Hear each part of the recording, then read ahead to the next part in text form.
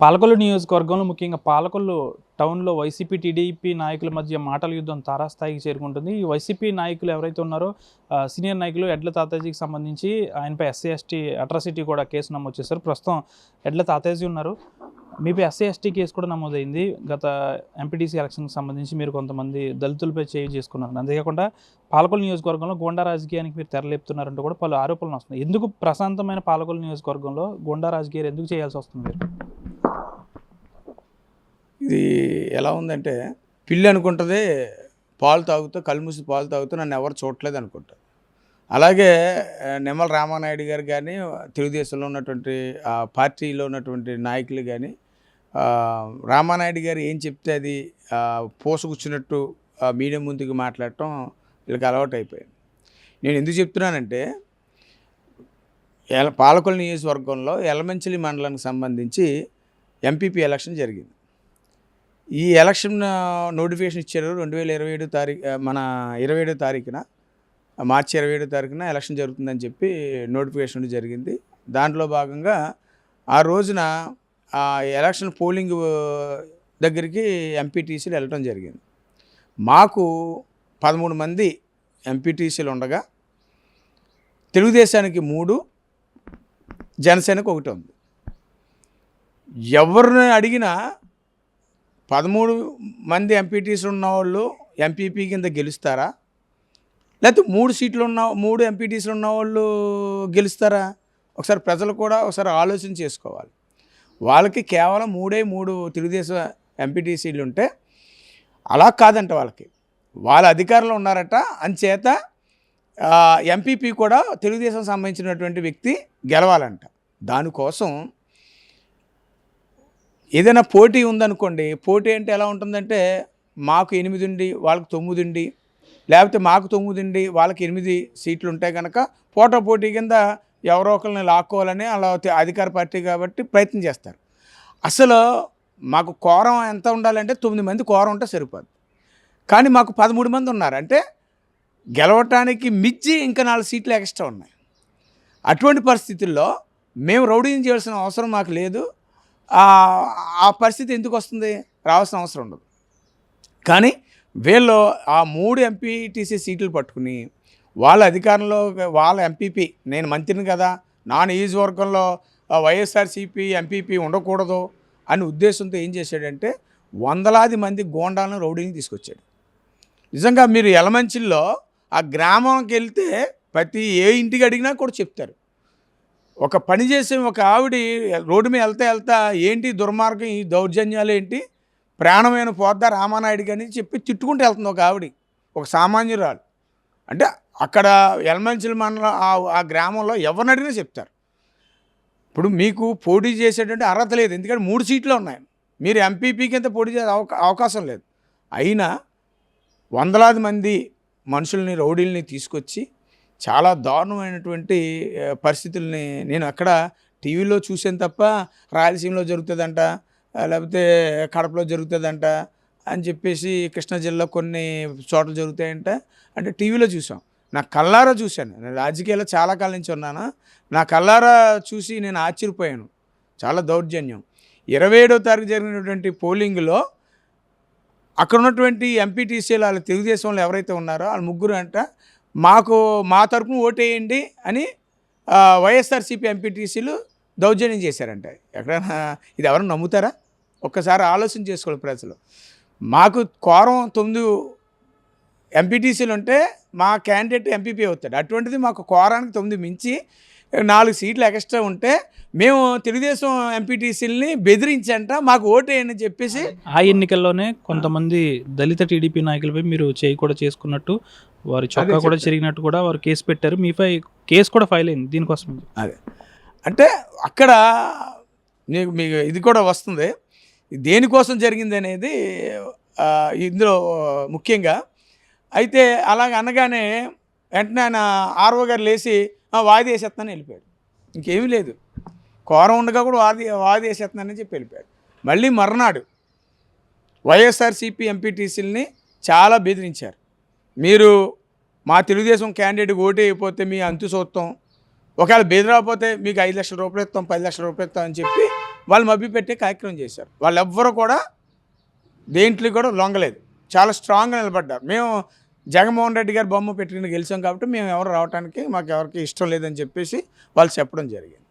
ఇంకా ఏమీ చేయలేక ఎలమంచిలి ఎస్ఐని పురమాయించి ఆ ఎస్ఐ ద్వారా శెట్టిబల్లి సామాజిక వర్గానికి సంబంధించినటువంటి కంబాల సత్యశ్రీ అనే ఆవిడ్ని, పోలింగ్ దగ్గర ఉన్నటువంటి ఆవిడ్ని బలవంతంగా జీప్లో ఎక్కించుకుని, అంటే ఎంత దారుణం అంటే ఒక ఎంపీటీసీని పోలీసు జీప్లో వ్యాన్లో ఎక్కించుకుని స్టేషన్కి తీసుకెళ్ళటం జరిగింది. ఈ విషయం తెలిసిన తర్వాత మేము హుటాహుటిన స్టేషన్కి బయలుదేరాం.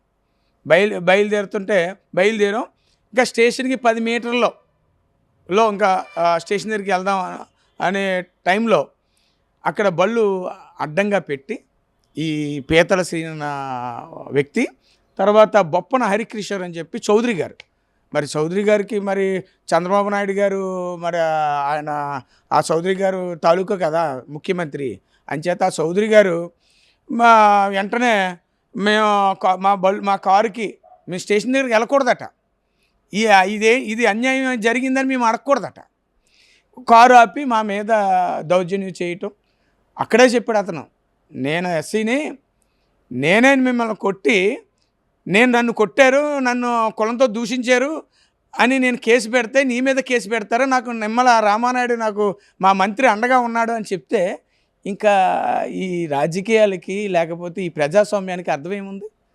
కానీ ఇటువంటి వారిని ఖచ్చితంగా ప్రజా సంఘాలు కానీ పత్రికా విలేకరులు కూడా ప్రశ్నించాలి. ఎందుకంటే ఇది నేను చెప్తే తెలిసే విషయం కాదు. ఇక్కడ జరుగుతున్న తంతు భాగోతంతు ప్రజలందరికీ తెలుసు, విలేకరులకు కూడా తెలుసు. ఇదివరకు గతంలో జర్నలిజం అంటే రాజకీయ నాయకుడు అనేవాడు ఖచ్చితంగా రాజకీయ నాయకుడు అంటే అందరూ అధికారులు కానీ ఇంకోళ్ళు భయపడేవారు. కానీ రాజకీయ నాయకుడు భయపడేది ఒక్క జర్నలిజంకి మాత్రం భయపడతాడు. ఎందుకంటే రేపొద్దున్న తప్పు చేస్తే ఆ కళ్ళు చూస్తాయి, ఆ కళ్ళు మన రోడ్డు మీద లాగుతాయని చెప్పి చూపించేవారు. ఈరోజు చూస్తే ఇంత అన్యాయం జరుగుతున్నా కూడా ఒక మాట్లాడకపోవడం నాకు ఆశ్చర్యకరంగా ఉంది. ఏదేమైనా ఈ రోజున ఈ జర్నలిజంలో న్యాయాన్ని బయట తీసాలని చెప్పి చాలా ఛానళ్ళు కూడా ఈ రోజున ఉన్నాయి. వారు ఖచ్చితంగా ఈ విషయాలన్నీ కూడా బయటపెడతారని నేను ఆశిస్తున్నాను. ఇది వాళ్ళు రౌడీజం చేసి దౌర్జన్యాలు చేసి 13 మంది ఎంపీటీసీలు ఉన్న మేము దౌర్జన్యం చేసేవని మాట్లాడుతుంటే ఎంత దారుణంగా ఉందో ఒక్కసారి ఆలోచన చేసుకోవాలి. మాకు ఎంపీటీసీలు 3 ఉండి వాళ్ళ అధికార పార్టీకి 13 ఉంటే మేము రౌడీజం చేసేవంటే అర్థం ఉంటుంది. మాకు 13 మంది ఉంటే నీకు 3 మంది ఉంటే మేము ఎందుకు రౌడీజం చేయాల్సిన అవసరం ఉంది? మాకు సంబంధం ఏంటి? అసలు ఎడ్ల తాతాజీ ఒక రౌడీనా? ఎందుకంటే టీడీపీ నాయకులందరూ కూడా మీరు పెద్ద రౌడీ అంటూ కూడా ఆరోపిస్తున్నారు. ఏం చేస్తారు మీరు రౌడీ అవ్వడానికి? అన్యాయాన్ని ఎదిరిస్తే రౌడీ, అన్యాయాన్ని ఎదిరిస్తే రౌడీ. ఏం మాట్లాడకుండా ఉంటే సెట్టిబల్లి సామాజిక వర్గానికి సంబంధించిన ఒక మహిళని దౌర్జన్యంగా జీప్లోకి తీసుకెళ్తే అది ఎందుకు తీసుకెళ్లారని అడిగితే రౌడీ. ఉదాహరణకి మీకు ఒకటి చెప్తున్నా, మా వైఎస్ఆర్సీపీలో కొన్ని పాలకొల్లు నియోజకవర్గానికి సంబంధించి తప్పులు జరగడం వల్ల నేను కూడా ఈ మధ్యన మాట్లాడటం మానేశాను. ఎందుకంటే ఎగ్జాంపుల్ చెప్తున్నాను మీకు, వీళ్ళు ఎంత అబద్ధాలు ఆడతారంటే బుడమేరు సబ్జెక్ట్ తీసుకోండి.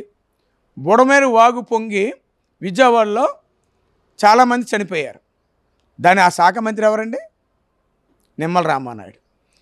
నువ్వు నిమ్మల రామానాయుడు గారు ఆ శాఖ మంత్రి అయ్యుండి నీ శాఖలో నీ యొక్క నిర్లక్ష్యం వల్ల మనుషులు చనిపోతే ఏం పబ్లిసిటీ చేసుకున్నారండి?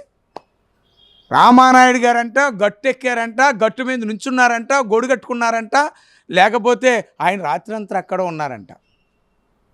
అది పబ్లిసిటీ చేస్తున్నారు తప్ప నీ నీ నీ శాఖలో మీ తప్పు వల్ల ప్రజలు చనిపోతే రాజీనామా చేయాలి. ఆ మాటలు కూడా మేము మాట్లాడాల. మా పార్టీలో కొన్ని ఇబ్బందుల వల్ల మనకెందుకులే అని చెప్పి ముదిరేసాం. కానీ ఆ రోజు చెప్పాలి. ఎందుకంటే నీ శాఖలో మీ నిర్లక్ష్యం వల్ల ప్రజలు చనిపోయారు. కానీ పబ్లిసిటీ ఎలా చేసుకున్నారు? అయ్యో రామానాయుడు గారు అలా చేశారంట, ఇలా చేశారంట, అది పబ్లిసిటీ చేసుకున్నారు. నిజంగా ఎంత హాస్యాస్పదం. ఈరోజు కూడా జరిగింది కూడా అయితే. ఇంకోటి ఏంటంటే నేను రామానాయుడు గారిని కొట్టానట, నేను కొడుతుంటే అంటే రామ్మోహన్ గారిని కొట్టానట, ఈలోగా తాడి శశిధర్ అనే అతను వచ్చి అడ్డుకున్నాడంట. అతన్ని ఏమో కులంతో దూషించానంటే ఎవడన్నా నమ్ముతాడండి? ప్రజలు ఎవరన్నా?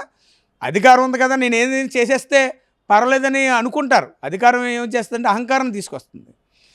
ఒక ఎమ్మెల్యేని ఎవడు కొట్టలేడు. ఎమ్మెల్యేని కొట్టేనంటూ నా మీద ఎస్సీ అట్రాసిటీ కేసు పెట్టించి నన్ను ఇబ్బందులు పాలు చేస్తున్నారు. మళ్ళీ ఇప్పుడేమో ఇది అన్యాయం కదని అడిగితే మళ్ళీ ఇంకో ఎస్సీ అట్రాసిటీ కేసు. ఇది పాలకొల్లుకి రౌడీజాన్ని, శాంతి భద్రతల విఘాతాన్ని కల్పించింది ఎవరో ప్రజలకి తెలుసు. ప్రజలే గుర్తిస్తారు. పాత్రికేయులు కూడా వస్తారు, బయటకు వచ్చి చెప్తారు జరిగింది వాస్తవాలు, ఇలా జరిగిన సమయం వస్తుంది, వారందరూ కూడా చెప్తారని చెప్పి తెలియజేస్తారు. ఈ కేసులపై నిన్న మాజీ సీఎం మీ అధినేత జగన్ కూడా కలిశారు. ఏం చెప్పారు మీకు? జగన్మోహన్ రెడ్డి గారు భరోసా ఇచ్చారు. పొనవల్ సుధాకర్ రెడ్డి గారిని లాయర్గా నియమిస్తా అన్నారు. నేను అప్పటికే లాయర్ గారిని పెట్టడం జరిగింది. కాబట్టి ఏంటి అని అడిగితే ఎవరెవరో ఈ కేసుకు సంబంధించి, ఈ తప్పుడు కేసులు ఎవరెవరో ఇన్వాల్వ్మెంట్ అయి ఉన్నారో వాళ్ళందరి పేర్లు కూడా నోట్ చేసుకోమన్నారు. సమయం వచ్చినప్పుడు న్యాయస్థానం ద్వారా వారికి బుద్ధి చెప్పమని చెప్పి మరి చెప్పడం జరిగింది. ఎట్టి పరిస్థితుల్లోనూ ఇవాళ అధికారం ఉంది కదా, అధికార పార్టీ వైపు యాక్ట్ చేస్తున్నాం కదా, అధికార పార్టీ ఉంది కదా, మీ మంత్రికి ఉన్నాడు కదా అని చెప్పి ఎవడ పడితే వాడు నేను తాతాజీని ఇలా చేసేస్తాను, తాతాజీని ఇలా చేసేస్తానంటే కాలం చూస్తూ ఊరుకోదు. కాలమే సమాధానం చెప్తుంది. అధికారం అనేది ఎవరికి శాశ్వతం కాదు. అధికారం అనేది ఇవాళ ఒకరి దగ్గర ఉంటుంది, రేపు ఇంకొకరి దగ్గర ఉంటుంది. ఎందుకు చెప్తానంటే డైరెక్ట్గా భగవంతుడు వచ్చి పరిపాలన చేసినా సగం మంది బాగుందంటారు, సగం మంది బాగోలేదంటారు. ఇవాళ జగన్మోహన్ రెడ్డి గారు అన్ని సంక్షేమ పథకాలు చేసినా మాకు 11 సీట్లు వచ్చినాయి. నువ్వేమి చేయకపోతే రేపొద్దు నిన్ను ఉంచుతారా మీ అధికారంలో? ప్రజలు ఒకసారి ఆలోచన చేసుకోవాలి. అధికారంలోనే మేము శాశ్వతంగా ఉంటాం, మేము ఏదైనా చేస్తాం అని అపోహాలకి దిగితే మాత్రం రేపొద్దున మీరే బలైపోతారు తప్ప సాధించేది ఏమి ఉండదని చెప్పి విషయం తెలియజేస్తున్నాం. మీరు గతంలో కూడా ఆరోపించారు నాకు ప్రాణానికి హాని ఉందని. ఎవరి వల్ల మీకు హాని ఉంది? అదే నాకు అర్థం కానిది ఏంటంటే నేను ఇన్ఛార్జిని కాదు, నేనేమి దీనికి సంబంధించి అక్కడ విషయాలు జరిగినప్పుడు నేను ఉండటం కానీ ఏమీ జరగలేదు. అయినా కూడా నన్ను టార్గెట్ చేసి A1గా తాతాజీ ఇలాగా తిట్టాడు లేకపోతే కొట్టాడు అని చెప్పేసి పర్టికులర్ కావాలని నా మీద బురద చల్లి నా మీద ఎస్సీ అట్రాసిటీ కేసు 3 నెలల క్రితం పెట్టడం, మళ్ళీ ఇప్పుడేమో నేను పోలీస్ స్టేషన్కి వెళ్తుంటే దారిలో అడ్డగించి వాళ్ళే మాట్లాడి వాళ్ళే నా మీద దౌర్జన్యం చేసి మళ్ళీ ఎస్సీ అట్రాసిటీ కేసు కట్టడం, ఇవన్నీ చూస్తుంటే ఖచ్చితంగా నా ప్రాణానికి హాని ఉందని నాకు అర్థమైంది ఆ రోజునే. ఎందుకంటే ఇంత పర్టికులర్ రామానాయుడు అనే మనిషి బయట కనిపించేది ఒకటి, లోన అతను మనస్తత్వం వేరు. ఎందుకంటే ఇరిటేటెడ్ మనిషి, ఇరిటేటెడ్ అయిపోతాడు. ఇక్కడ ఏదో రకంగా ఎదుటివాడిని హింసించేస్తే మనం తొక్కేయాలి, ఆడు మాట్లాడకూడదు అని చెప్పి అలా ఎవరితో నాయకులతో మాట్లాడిస్తున్నాడు. తాతాజీని తిరగను కూడా సమాజంలో లేకుండా చేసేయాలని, సమాజంలో లేకుండా చేసేస్తారంట. ఇప్పుడు సమయం వస్తుంది, కాలం మారుతూ ఉంటుంది. సమయం వచ్చినప్పుడు ఖచ్చితంగా మేము బుద్ధి చెప్తాం, న్యాయస్థానాన్ని ఆశ్రయిస్తాం. ఎందుకంటే వాళ్ళు అంత పర్టికులర్గా ఇతను బతకనివ్వకూడదు అంటే ఎంత కక్ష పెట్టుకున్నారు. రాజకీయాల్లో రాజకీయంగా ఎదుర్కో, అంతేకాని మనిషిని చంపేయాలి అనే ఆలోచన రావడం అనేది మన ప్రశాంతమైనటువంటి పాలకుల నియోజకవర్గంలో అటువంటిది లేదు. ఎందుకు లేదంటే నేను ఎప్పుడు అల్లు వెంకటేశ్వర గారి ఎలక్షన్ నుంచి కూడా చూస్తున్నాను. ఎప్పుడు కూడా ఎలక్షన్లోనే చూసుకునేవారు తప్ప తర్వాత పెద్దగా పట్టించుకునేవారు కాదు. అల్లు వెంకటేశ్వర గారు కానీ, హరిరామ్ జోగయ్య గారు కానీ, ఉషారాణి గారు కానీ, డాక్టర్ బాబ్జీ గారు కానీ, ఇది ఈయన మెంటాలిటీ క్రిటిసైజ్ చేసి ఆ మనిషిని మనం ఏదో రకంగా ఇది చేయాలనే ఆలోచన తత్వం ఉన్నటువంటి మనిషి. నేను ఆశ్చర్యపోతూ ఉంటాను. పైకేమో నాకన్నా ఉత్తమం లేడని చెప్తాడు ఆయన, కానీ చేసే పనులన్నీ కూడా మనం చేసే పనులు బట్టి మన భవిష్యత్తు ఆధారపడి ఉంటుంది తప్ప పైకి ఒక రకంగా కనిపించి మనం ఇంకో రకంగా మన కేసులు పెట్టేసి ఇబ్బంది పెట్టేస్తే మనందరూ మంచోడు అనుకుంటారనుకున్నది అపోహ మాత్రంగా మిగిలిపోద్ది. తనపై పెట్టిన కేసులన్నీ కూడా అక్రమ కేసులని, దీనిపై తమ అధినేత జగన్ కూడా కలిసామని కూడా చెప్తున్నారు. అయితే దీన్నన్నింటిని కూడా, ఈ కేసులన్నింటినీ కూడా న్యాయబద్ధంగా మేము సాల్వ్ చేసుకుంటాము, ఎవరు ఏంటనేది భవిష్యత్తులో తెలుస్తుందంటూ కూడా వైసీపీ సీనియర్ నాయకులు అడ్డు తాత చెప్తున్నారు. వీడియో జనశేఖర్ మనోజార్టీ పాలకొల నుంచి. మరిన్ని వీడియోస్ కోసం ఛానల్ ని సబ్స్క్రైబ్ చేయండి. లేటెస్ట్ అప్డేట్స్ కోసం వాట్సాప్ ఛానల్ ని ఫాలో అవ్వండి. ఆ లింక్ డిస్క్రిప్షన్ లో ఉంది.